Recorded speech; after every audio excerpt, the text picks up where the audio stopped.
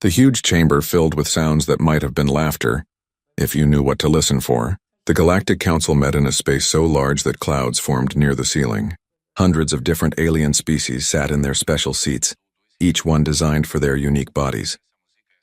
Ambassador Tejo stood at the center podium, holding a simple data pad in his weathered hands. He wore a plain black suit that looked ancient, compared to the flowing robes and glowing armor around him. His dark hair was gray at the temples, and his face showed the lines of someone who had seen many difficult conversations. The planet Earth requests full membership in the Galactic Council, Tejo said in clear, measured words. His voice carried well in the vast space even though he spoke quietly. The laughter started small. A few chirps from the bird-like Kethri delegation, some harmonic humming from the floating gas beings called Nithians. Then it grew louder as more species joined in. Counselor Velnara rose from her crystal seat. She was Valari, tall and elegant with skin that looked like living gemstone. Her voice rang like wind chimes when she spoke. Did he say Earth? The Deathworld. Class 12 Deathworld, corrected another voice. This came from Hive speaker Zixtal, whose insect-like body clicked and buzzed as he talked. According to our surveys, it has gravity 20% higher than standard. The atmosphere contains enough oxygen to poison most civilized species. The weather systems regularly destroy entire regions. Velnara picked up a data tablet and began reading aloud, her musical voice making each word sound like a joke. Extreme temperature variations. Toxic plant life, predatory animals reaching sizes of several tons. Volcanic activity, seismic instability. Natural radiation from their star that would sterilize most habitable worlds. The laughter grew louder. Some species made sounds like breaking glass. Others produced deep rumbling noises. The Nethians created complex harmonies that somehow managed to sound mocking. They want us to believe, Velnara continued, that intelligent life not only survived on this nightmare world, but actually built a civilization there. That they developed space travel while living under conditions that would kill most of us in minutes. Tejo waited patiently. Behind him, his aide Mina stood with her own data pad, recording everything. She was younger than the ambassador, with sharp eyes that missed nothing. Her expression never changed as the alien leaders laughed at her world. Perhaps, suggested a deep voice from the back, they are not actually from this Earth at all. Maybe they found an abandoned ship and learned to use it. Many primitive species have done this before. Or maybe, added another voice, they are the descendants of some other species that crashed on this death world long ago. That would explain how they survived. The suggestions flew around the chamber like birds. Each one dismissed the idea that humans could actually be native to such a hostile world. The very concept seemed impossible to beings who had evolved on gentler planets. Dr. Cora, the chief scientist of the Nethian delegation, floated forward. Her gaseous body shimmered as she spoke. Our xenobiology experts have studied the genetic samples these humans provided. The DNA patterns clearly show evolution on a high-gravity, high-radiation world. But this contradicts everything we know about the development of intelligence. Intelligence requires stable conditions, agreed another scientist. Peaceful environments where a species can develop culture, art, philosophy. No sapient race has ever evolved on a world more dangerous than Class 7. Zixtal clicked his mandibles together, a sound like breaking sticks. Perhaps they are intelligent in some limited way, like the tool-using creatures found on several other dangerous worlds. But true civilization? Advanced technology? Impossible. The mockery continued for nearly an hour. Each species seemed to have their own theory about these strange beings who claimed to come from the legendary death world called Earth. Some thought it was an elaborate hoax. Others believed the humans were refugees from some other world, making up stories to gain sympathy. Through it all, Tejo stood quietly. He did not argue with their theories. He did not defend his species or his world. He simply waited, like a mountain waits for the wind to stop blowing. Finally, Velnara called for order. The laughter died away slowly, replaced by the normal sounds of a large assembly settling down. Very well, she said, her crystalline features sparkling with amusement. We have heard your request, Ambassador Tejo. While we find it entertaining, the Council has procedures for such situations. She gestured to a smaller figure sitting near the front. Junior Diplomat Yulneth will handle your case. We grant you the standard diplomatic protocol for species evaluation. You may send one representative to participate in the grand trials. Yulneth looked mortified. He was young for a Valari, his crystal skin still showing the green tints of youth. Being assigned to handle the humans was clearly seen as punishment duty, something given to diplomats who had made mistakes. The grand trials, Velnara explained with obvious satisfaction, consist of 3 challenges designed to test a species' mental, physical, and tactical capabilities. They will demonstrate whether your people possess the qualities necessary for council membership. Tejo nodded slowly. We accept these terms. When shall our representative arrive? 1 standard galactic cycle from today, Velnara decided. That should give you time to select your best specimen. I suggest choosing carefully. The trials have broken representatives from much more advanced species than yours. The threat was clear, but Tejo only smiled slightly. We will send someone appropriate. As the session ended and the various species began filing out of the chamber, conversations buzzed with excitement. The entertainment value of watching a Deathworlder fail spectacularly was too good to miss. Media drones were already being scheduled to record the event. Betting pools started forming among the younger diplomats. Yulneth approached the human delegation with obvious reluctance. Ambassador Tejo, I will need detailed information about your representative's biological requirements. Environmental needs, dietary restrictions, atmospheric preferences. Standard galactic atmosphere will be fine, Tejo replied. Room temperature comfortable for most species. As for food, we are omnivorous and quite adaptable. The young Valari looked confused. But surely your Deathworld biology requires special accommodations. Tejo and Mina exchanged a glance that Yulneth could not interpret. We appreciate your concern, Tejo said gently. But we humans are remarkably adaptable. Standard conditions will be perfectly adequate. As they walked away, Yulneth heard Mina say something quietly to her ambassador. He thought he caught the words, if only they knew, but he could not be certain. The date was set. In 1 galactic cycle, everyone would finally see what a real Deathworlder could do. They expected it to be hilarious. Docking Bay 94 of Nexus Prime had never been so crowded. Word had spread through the massive space station like wildfire. Everyone wanted to see the Deathworlder arrive. Diplomats who normally avoided each other stood side by side. Media drones hovered overhead, their cameras ready to capture what promised to be the most entertaining diplomatic failure in decades. The human transport ship looked crude compared to the sleek vessels around it. Where other ships curved gracefully through space with elegant lines, the human craft was all angles and practical surfaces. It settled onto the docking platform with a heavy thud that made the deck plates vibrate under everyone's feet. Look at that thing, whispered Dr. Cora to her assistant. It looks like they built it with hammers and welding torches. Probably held together with primitive adhesives, agreed Counselor Velnara, who had come down from her usual observation deck to see the spectacle in person. I'm amazed it made the journey without falling apart. Young Yulneth stood near the ship's exit ramp, fidgeting nervously with his translator device and a stack of diplomatic forms. As the assigned liaison, he would be the first official contact with whatever emerged from that rough metal box. He had spent the last cycle reading everything available about humans, which was not much. The descriptions were contradictory and confusing. Some reports described humans as savage beasts, barely civilized creatures who solved problems with violence. Others painted them as weak and fragile, unable to survive without constant technological assistance. The only thing everyone agreed on was that no one took them seriously. A hiss of escaping atmosphere announced the opening of the airlock. The crowd pressed forward, cameras focusing on the dark opening. Everyone expected to see something impressive emerge. Maybe a giant warrior in primitive armor, scarred from battles with the legendary monsters of Earth. Perhaps a being so adapted to their hostile world that they wore environmental suits to survive in civilized space. Instead, a perfectly ordinary man stepped out. He was neither tall nor short by the standards most species knew. His black hair was neatly combed, and he wore a simple dark suit that would not look out of place in any office building across the galaxy. He carried a small briefcase in one hand and moved with quiet confidence. The crowd fell silent. This was not what anyone had expected. The man looked around the docking bay with calm, dark eyes. He took in the hundreds of staring faces, the hovering cameras, the obvious signs of barely contained mockery. His expression never changed. If anything, he seemed mildly interested in the architecture of the station. Yulneth stepped forward, holding out his translator.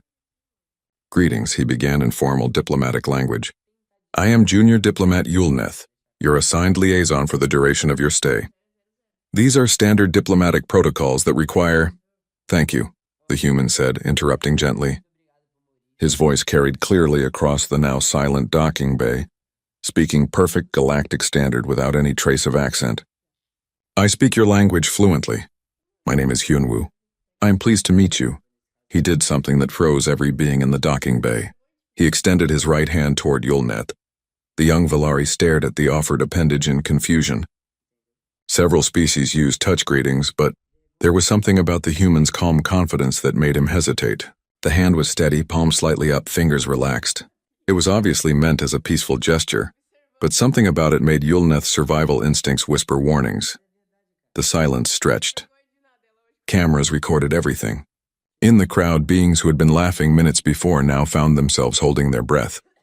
Finally, Yulneth reached out to take the human's hand. The contact was brief but shocking.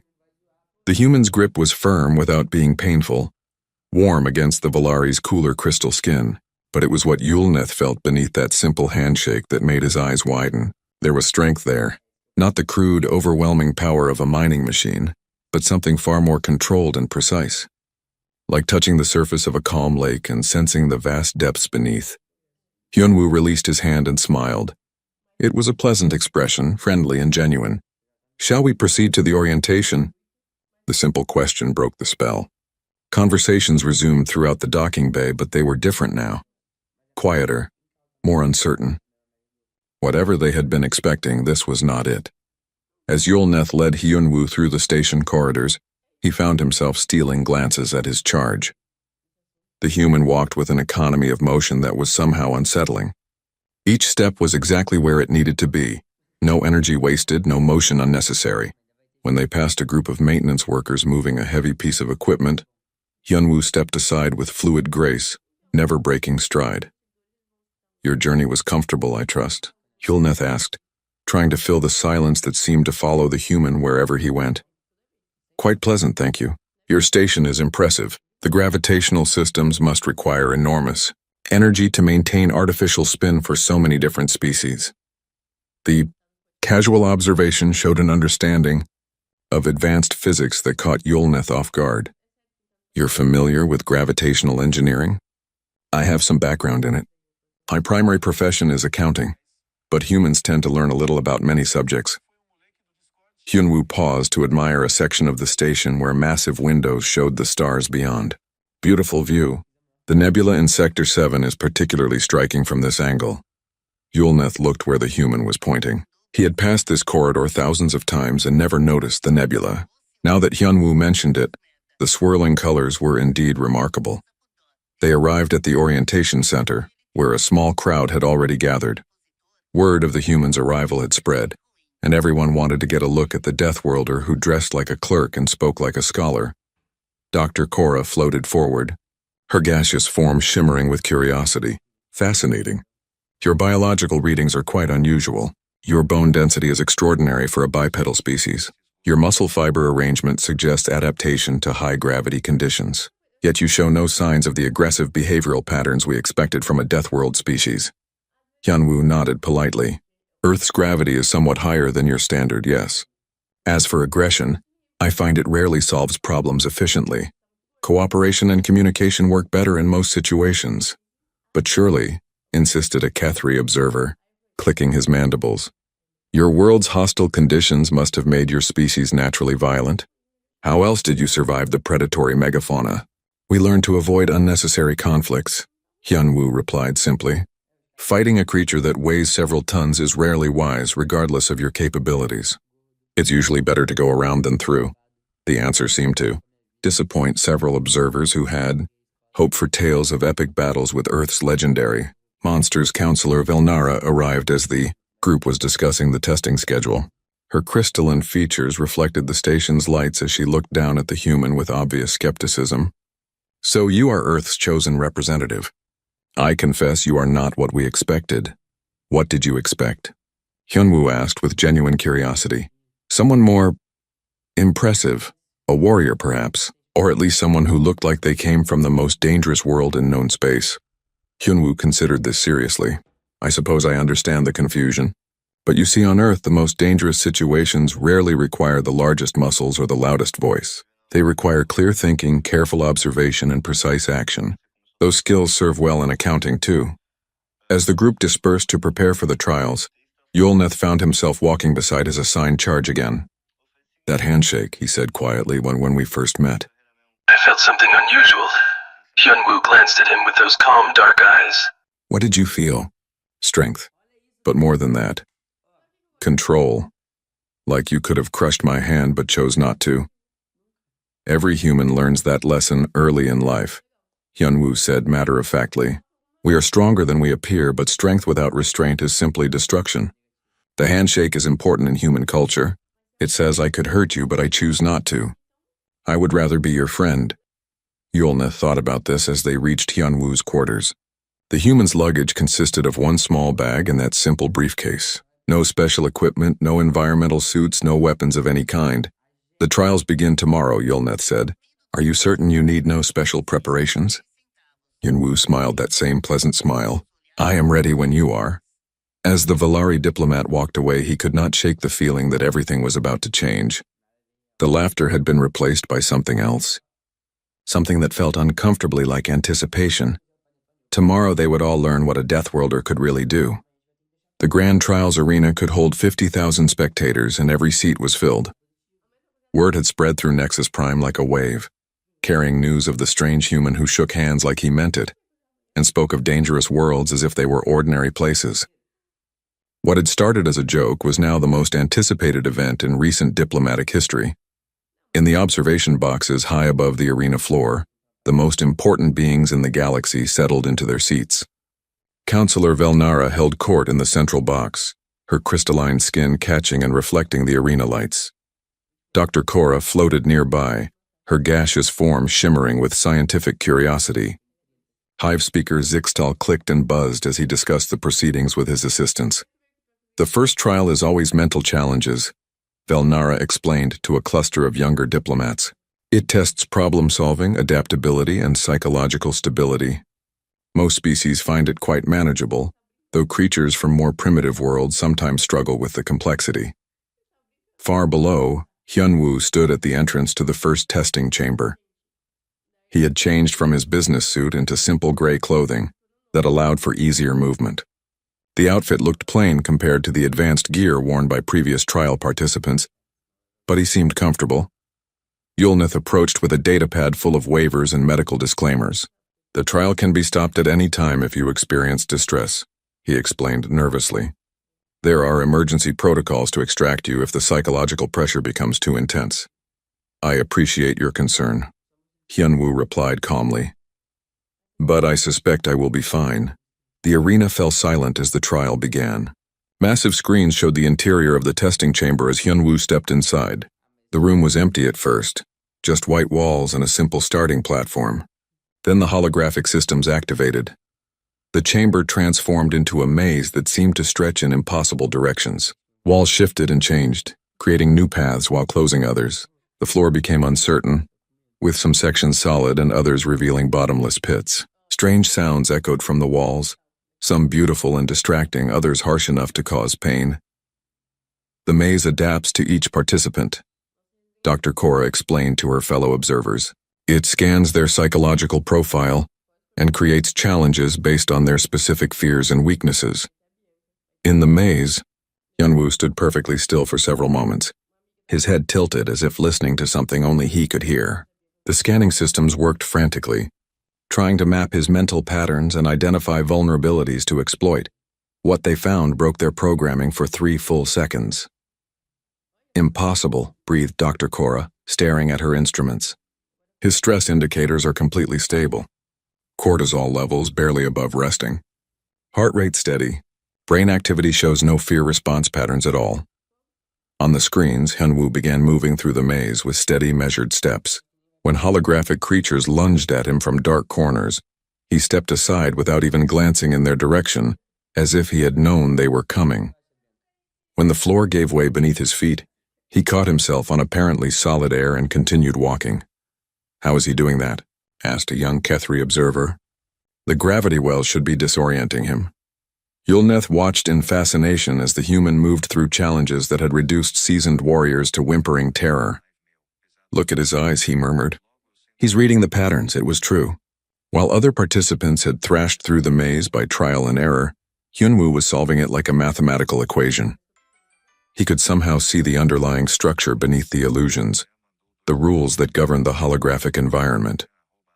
When acid rained from the ceiling, he found the exact spots where it wouldn't fall. When the walls began closing in, he discovered hidden passages that weren't supposed to exist. When phantom voices whispered lies and threats in his ears, he continued forward with the same calm expression he'd worn during the diplomatic reception. The maze grew more desperate, throwing everything it had at this strange being who refused to be frightened. Impossible geometry that should have driven him mad. Sensory overloads designed to shatter concentration. Emotional manipulations that targeted the deepest fears of sapient minds. Hyunwoo walked through all of it like a man taking a peaceful stroll through a garden. He reached the center of the maze in 18 minutes, setting a new record that shattered the previous best time by over an hour. As he placed his hand on the victory marker, every screen in the arena showed the same image. A human being standing calmly in the heart of a psychological nightmare, completely unaffected by horrors that would have broken most civilized minds. The second trial began immediately. This one tested physical capabilities, endurance and adaptability to changing conditions. Participants had to navigate an obstacle course while gravity, atmosphere, and environmental factors shifted randomly around them. Most species required environmental suits or technological assistance. The course was designed to be challenging but survivable for beings adapted to gentle worlds with stable conditions. Hyunwoo removed his shoes and outer shirt, standing in just lightweight pants and a simple undershirt. He looked around the staging area with mild interest, like someone examining a new piece of exercise equipment. Is he planning to attempt the course without any protective gear? Velnara asked incredulously. He declined all offers of equipment, Yulneth confirmed, checking his notes. He said standard gravity and atmosphere would be refreshing after the long space journey. The course activated, and immediately the gravity jumped to twice standard strength. Most beings would have been flattened to the ground. Hyunwoo's posture shifted slightly, his stance widening for better balance, but he remained upright without apparent effort. He began moving through the course with fluid, economical motions. When the gravity suddenly dropped to zero, he didn't flail helplessly like most participants. Instead, he used the walls and obstacles to guide his movement, flowing from handhold to handhold like he'd been born in microgravity. Remarkable muscle control, Dr. Cora observed, her instruments working overtime to track the human's performance. He's compensating for gravity changes in real time, adjusting his movement patterns faster than most beings can think. The course threw more challenges at him. The atmosphere filled with a toxic gas that would have sent most species running for breathing masks. Hyunwoo simply held his breath and continued, his pace unchanged. When searing heat flooded the chamber, he found the cooler air currents and stayed within them. When freezing cold followed, he kept moving to maintain body temperature. Swinging hammers tried to knock him from narrow beams. He ducked under them or caught their rhythm and used them to help his progress. Moving platforms shifted unpredictably beneath his feet. He rode their motion like a dancer, turning obstacles into advantages. At one point, the gravity spiked to 3 times standard while jets of disorienting gas filled the air. Most beings would have collapsed under the crushing weight while choking on the fumes. Hyunwoo crouched low, protected his breathing, and continued moving forward one careful step at a time. His oxygen efficiency is extraordinary, Dr. Cora reported to the increasingly quiet observation boxes. He's processing that toxic atmosphere and extracting usable air from it. That should be biologically impossible. Unless, Velnara said slowly, his normal atmosphere is already toxic to most species. The implications of that statement rippled through the crowd like cold water. If humans breathed poison as their normal air, what did that say about their world? What did it say about them? Hyunwoo finished the physical trial in the second fastest time ever recorded. The only being who had done better was a cybernetically enhanced Kethri warrior, who had been more machine than organic by the time of his trial. As Hyunwoo stood at the finish line, Breathing easily despite the crushing gravity and toxic atmosphere, something had changed in the arena. The laughter was completely gone now. In its place was something that might have been fear. One trial remains, Yulneth announced, his voice carrying clearly in the unnaturally quiet space. The combat simulation. Velnara leaned forward in her observation box. This is where he will finally fail, she said. But she didn't sound as confident as before. Mental puzzles and physical challenges are one thing. But actual combat requires killer instincts that civilized beings simply don't possess. Down on the arena floor, Hyunwoo was examining the weapon selection with the same calm interest he'd shown everything else. There were energy weapons that could vaporize targets, projectile weapons that could punch through armor, and melee weapons designed for species with claws, tentacles, or other natural advantages. He selected what appeared to be a simple staff, a basic wooden rod with no technological enhancements at all. The crowd stirred uneasily. Either the human was supremely confident, or he had no idea what he was about to face. Trial 3 will begin momentarily. The announcement echoed through the arena. Combat simulation, adaptive difficulty, non-lethal settings. Hyunwoo stood in the center of the combat zone, the simple staff held loosely in his hands. Around the arena, 50,000 beings held their breath and waited to see what a Deathworlder would do when the gloves finally came off. The simulation began with a single holographic opponent. The first holographic opponent charged at Hyunwoo with its energy blade raised high, programmed to deliver a standard overhead strike that would test basic defensive reflexes. In previous trials, most participants had either backed away, frantically, or raised their weapons in clumsy blocks. Hyunwoo did neither. He stepped forward. The movement was so smooth and precise that it took a moment for the observers to realize what had happened. The holographic attacker's blade passed harmlessly through empty air, while Hyunwoo's staff connected with its center mass in a strike too fast for most eyes to follow. The opponent dissolved into pixels. The silence in the arena was absolute. Add another opponent, the simulation announced automatically. 2 attackers materialized, approaching from different angles. They moved with coordinated precision, their energy weapons crackling with simulated power. This was where most participants began to show strain, dividing their attention between multiple threats. Hyunwoo moved like water. There was no other way to describe it. He flowed between the attackers as if he could see their movements before they made them. His staff became an extension of his body, striking with surgical precision at the exact moment each opponent was most vulnerable. Neither attacker got within arm's reach of him. Add 3 more, the system continued remorselessly. 5 opponents now surrounded the human, attacking from all directions with weapons that should have been impossible to counter with a simple wooden staff. The crowd leaned forward in their seats, waiting for the inevitable moment when sheer numbers would overwhelm him. It never came. Hyunwoo's movements became more complex but never seemed hurried or desperate.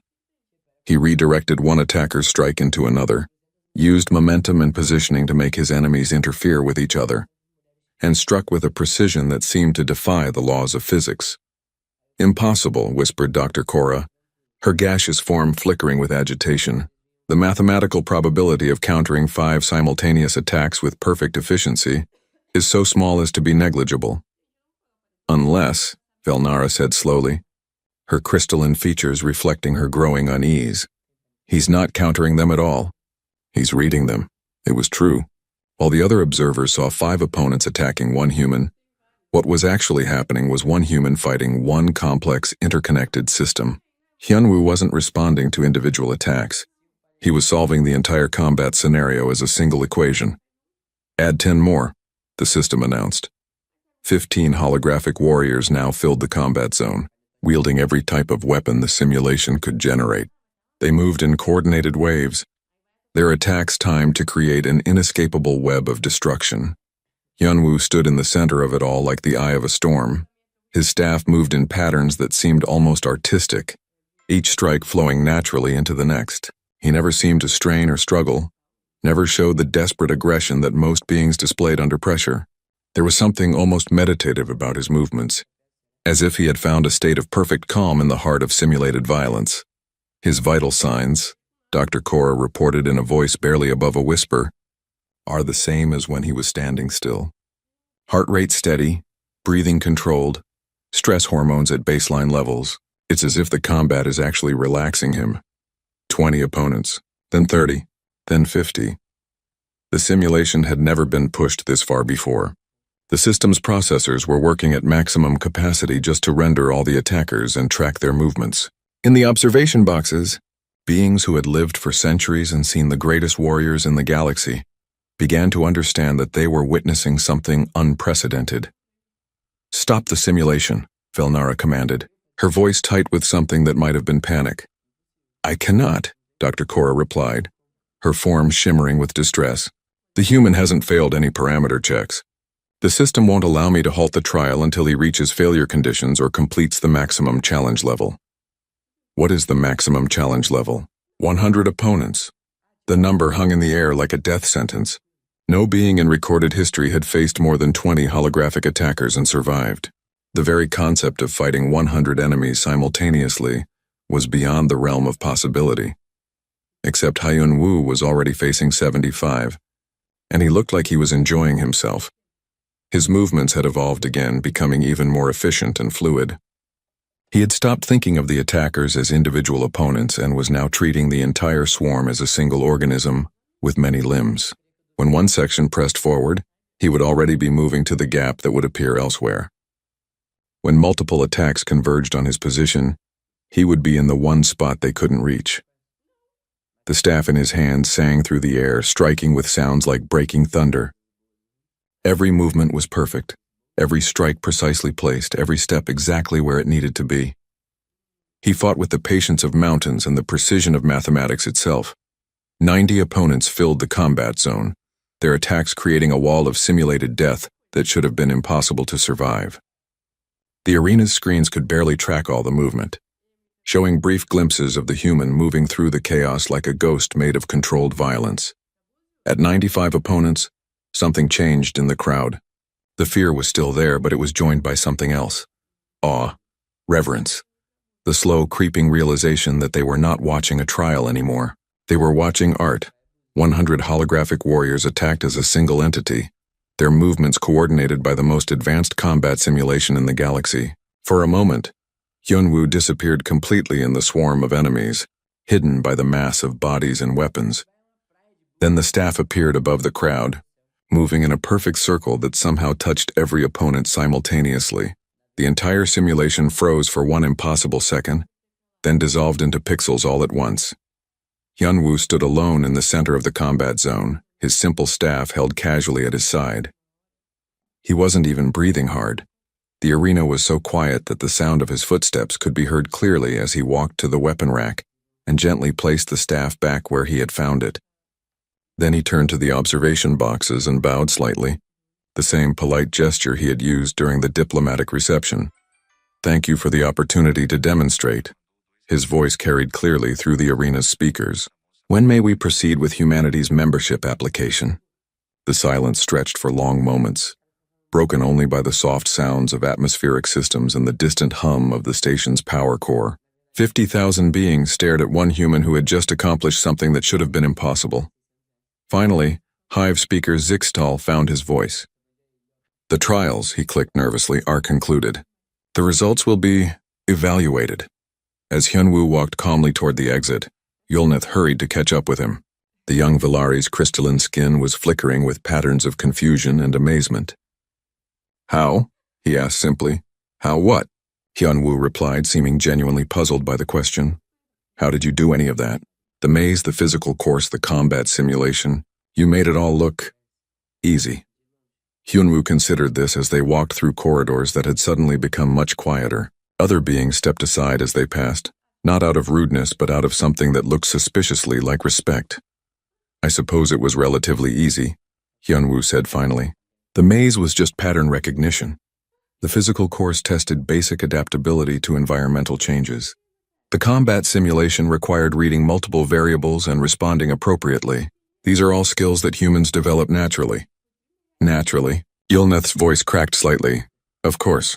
When you grow up on a world where the weather can kill you, the ground can swallow you, and the local wildlife considers you a convenient snack, you learn to pay attention to your environment. You develop good reflexes. You master your own body because failure means death. They had reached Hyunwoo's quarters, but Yulneth wasn't ready to let him go yet. But the combat simulation? Fighting 100 opponents at once. That's not possible. Hyunwoo paused with his hand on the door controls. Have you ever been in a thunderstorm, Yulneth? No. Our world has very mild weather. A thunderstorm on Earth can kill you in dozens of ways. Lightning that can fry your nervous system in milliseconds. Winds that can throw you against rocks hard enough to shatter bones. Hail the size of your fist falling fast enough to crack skulls. Floods that can sweep away buildings. Yulneth listened with growing unease. But humans go outside in thunderstorms all the time. Hyunwoo continued. We've learned to read the signs, to find safe paths, to move through danger without being destroyed by it. The combat simulation was similar. Many threats, but all following predictable patterns. Once you understand the system, it becomes manageable. As the human disappeared into his quarters, Yulneth stood alone in the corridor, trying to process what he had learned. If this ordinary accountant was correct, then humans didn't just survive on their death world. They thrived there. They had evolved not just to endure conditions that would kill most beings, but to treat those conditions as normal background hazards. And if Hyunwoo was telling the truth about being a typical human, then Earth had 8 billion more just like him. The emergency session of the Galactic Council convened just 6 hours after the trials ended. The great chamber that had echoed with laughter days before now hummed with nervous energy. Representatives from every major species gathered in unprecedented numbers, their conversations creating a sound like worried bees. Hyunwoo sat calmly at the witness podium, looking exactly as he had during his first appearance. His dark suit was pressed, his hair neatly combed, his briefcase sitting quietly beside his chair. He appeared completely unaware that his presence had thrown the entire galactic political system into chaos. Councillor Velnara called for order, but her usual commanding presence seemed diminished. Her crystalline features flickered with patterns of uncertainty as she addressed the human. Your performance in the grand trials was unprecedented. We must understand what we witnessed.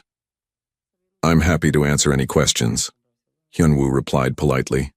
Dr. Korra floated forward, her gaseous form shimmering with scientific excitement and fear. Your biological readings during the trials were impossible.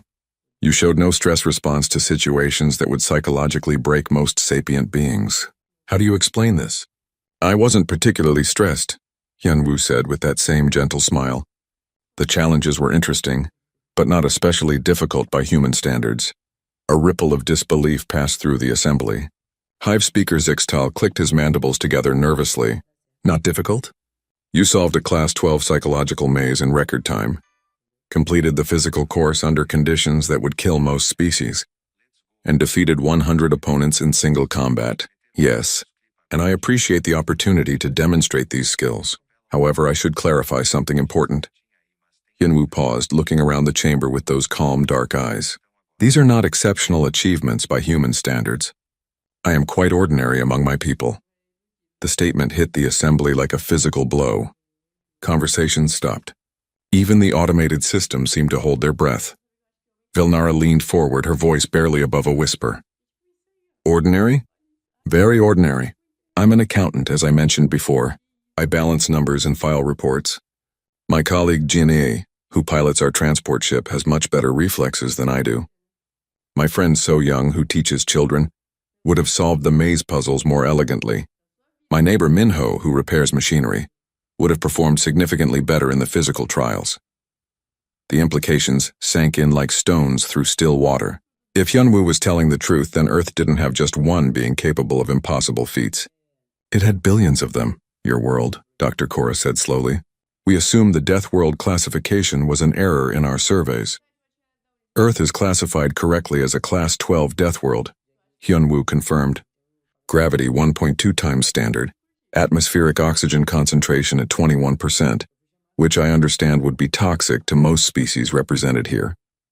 Weather systems that regularly produce winds exceeding 300 kilometers per hour, electrical discharges of over 1 billion volts, and temperature variations of 50 degrees within single days.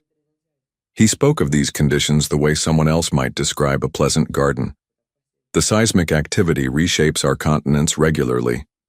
Our magnetic field fluctuates enough to disrupt most electronic systems. Our star produces radiation levels that would sterilize most habitable worlds. We share our planet with predatory species weighing up to 6 tons, venomous creatures that can kill with a single bite, and microorganisms that can dissolve organic tissue. Young Yulneth, who had been listening with growing horror, finally found his voice. How do you maintain sanity in such conditions? Hyunwoo turned to him with genuine curiosity. What do you mean? The psychological stress alone should be unbearable. Living in constant danger, never knowing when your environment might kill you. But we don't live in constant danger, Hyunwoo replied patiently. We live in constant awareness. Every human child learns to read weather patterns because storms can be dangerous if you're not prepared for them. We study our local wildlife because some animals are hazardous if you don't understand their behavior. We maintain our physical condition because our world requires a certain level of fitness to navigate safely. He paused, seeming to search for words that would make sense to beings who had never faced such challenges. You see, we don't consider Earth dangerous. We consider it home. The conditions you find impossible are simply our normal environment. What you call extreme survival situations are what we call daily life. Velnara's crystalline skin had taken on a pale, almost colorless appearance. And there are 8 billion of you. 8,200,000,000 at last count, Hyunwoo confirmed cheerfully.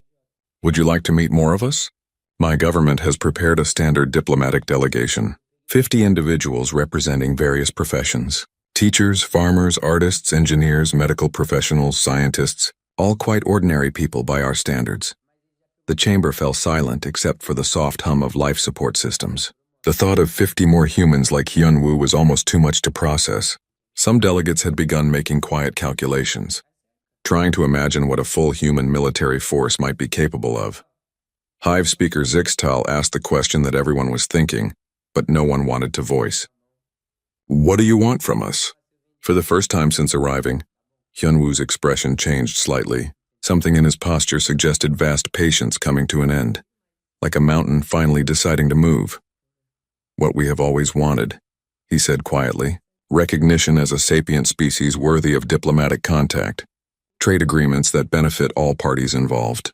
Cultural exchange programs that allow us to learn from each other. Peaceful coexistence among the stars. He stood slowly, straightening his simple suit. We are not conquerors, Hive Speaker Zixtal. We are explorers. We reached our moon because we wanted to see what was there. We built space stations because we dreamed of living among the stars. We developed faster-than-light travel because we hoped to find friends in the darkness. His voice carried clearly through the silent chamber. But understand this.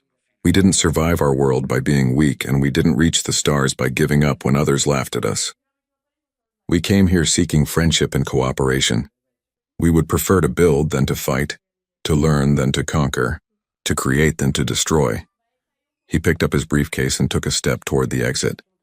However, if you choose to treat us as enemies, you should know that humans are very good at adapting to hostile environments. We have had billions of years of practice. The threat was delivered in the same mild, pleasant tone he had used to discuss the weather, which somehow made it infinitely more terrifying. Velnara rose quickly from her seat. Wait, there is no need for hostility. We may have misjudged the situation. Hyunwoo paused and turned back with that familiar gentle smile. I hope so. Friendship is so much more pleasant than the alternative. The vote for humanity's membership in the Galactic Council was called immediately. It passed unanimously with a speed that broke all previous diplomatic records. As the session concluded, Yulneth approached Hyunwoo one final time. That handshake, he said quietly, when we first met. Now I understand what you meant. Oh, you said it was a promise. We could hurt you, but we won't. We could dominate you, but we'd rather be friends. Hyunwoo nodded. Every human learns that lesson early. We are capable of tremendous force, but we choose when and how to use it. The handshake is important because it establishes trust. It says we have power, but we prefer cooperation. He extended his hand again. This time Yulneth took it without hesitation, understanding finally that he was not just accepting a greeting. He was accepting an invitation to friendship from the most dangerous species in the galaxy. The grip was firm, warm, and controlled. Just like before. But now Yulneth understood what that control represented. Not weakness, but choice. Not limitation, but wisdom. As Hyunwoo walked away to prepare for the arrival of his diplomatic colleagues, The young Valari stood in the center of the great chamber and watched the most powerful beings in the galaxy quietly rearrange their understanding of the universe. The laughter had stopped forever. In its place was something infinitely more valuable: respect, genuine friendship, and the knowledge that humans, despite their terrifying capabilities, had chosen to use their strength to build bridges rather than tear them down. 6 months later, when conflicts arose between member species, the Galactic Council had learned to do something unprecedented. They asked the humans for help, not because they had to, but because they had discovered that beings who considered Deathworld's home had remarkably useful perspectives on what constituted real problems worth worrying about. The galaxy had gained more than new members. It had gained friends who shook hands like they meant it, and meant it like a promise to make tomorrow better than today.